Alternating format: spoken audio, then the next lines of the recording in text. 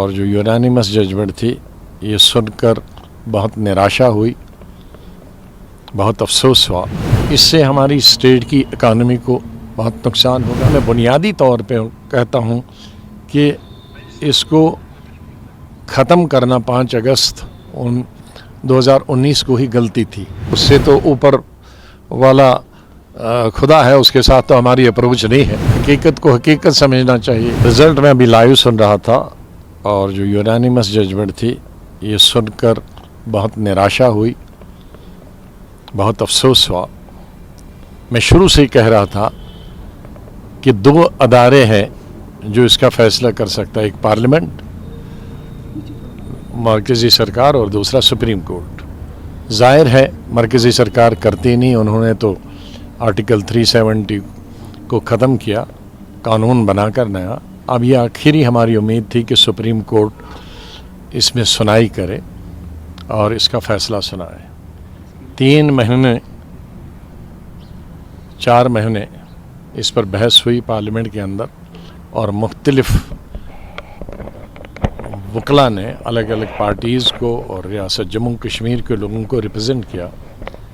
और उसके बाद जो आज यूनानिमस फैसला आया उससे मेरे ख्याल में जम्मू कश्मीर के सभी लोग, चाहे वो कश्मीर के हों या जम्मू सूबा के, वो खुश नहीं हैं। मैं आज भी समझता हूँ कि ये हमारे रीजन के लिए एक हिस्टोरिकल चीज़ थी। हमारे जज्बात जम्मू कश्मीर के लोगों से इससे जुड़े थे, चाहे वो 370 हो या 35A हो। जिस 35A को महाराजा हरि सिंह ने 1925, 1927 और 1928 में बनाया था कि बाहर वाला न नौकरी कर सकता, न बाहर वाला ज़मीन खरीद सकता। और जब हमारा आईन बना तो 35A की शक्ल में उस महाराजे को फैसले को आगे बढ़ाया था। तो आज वो भी ख़त्म हो गया, दोनों चीज़ें ख़त्म। इससे हमारी स्टेट की इकानमी को बहुत नुकसान होगा, ज़मीनें महंगी हो जाएंगी, पूरे हिंदुस्तान के लोग जम्मू और श्रीनगर आएंगे।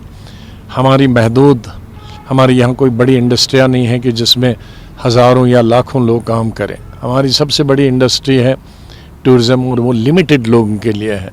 हमारी सबसे बड़ी इंडस्ट्री जम्मू कश्मीर की है नौकरी, सरकारी नौकरी, और उसमें भी अब और बहुत कम नौकरियां होती। ज़ाहिर स्टेट बहुत छोटी है, अब उसमें पूरे मुल्क के 130 करोड़ जो आबादी हमारे में वो अप्लाई कर सकते हैं हर महकमे के लिए।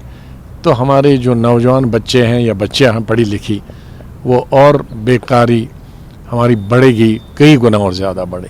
तो ये तमाम चीज़ें जब रखी गई थी आर्टिकल 370 में, 35A में, 35A में, इन तमाम चीज़ों को नज़र में रखा गया था कि एक बॉर्डर स्टेट है, एक तरफ से चाइना है, दूसरी तरफ से पाकिस्तान है, और कोई यहाँ ज़रिया आमदनी नहीं है कोई।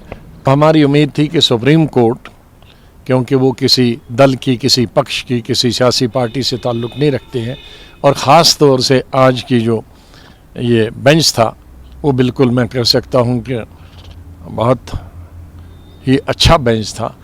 लेकिन अब उन्होंने कॉन्स्टिट्यूशन को इंटरप्रेट किया और कॉन्स्टिट्यूशन के हिसाब से उन्होंने कहा कि 370 है। लेकिन मैं बुनियादी तौर पे कहता हूँ कि इसको ख़त्म करना 5 अगस्त 2019 को ही गलती थी।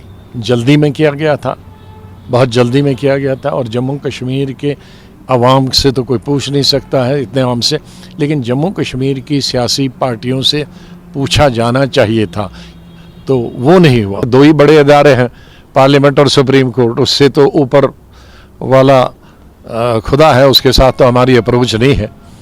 तो यहाँ जो जमहूरियत में जो सबसे स्ट्रॉन्ग पिलर्स हैं हमारी जमहूरियत के, वो है पार्लियामेंट और सुप्रीम कोर्ट। बदकिस्मती से हम दोनों में हार गए।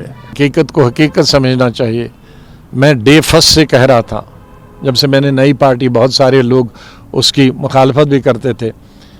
कई सियासी पार्टियां कहते थे हमको वोट दे दो, हम तो आर्टिकल 370। मैंने तभी कहा था कोई स्टेट की पार्टी आर्टिकल 370 को नहीं कर सकती है। अगर कोई कर सकती है तो वो पार्लियामेंट और सुप्रीम कोर्ट कर सकती है, क्योंकि स्टेट पार्टी के अगर उसको 2/3 अक्सरियत भी मिलेगी तो उससे कुछ नहीं होगा।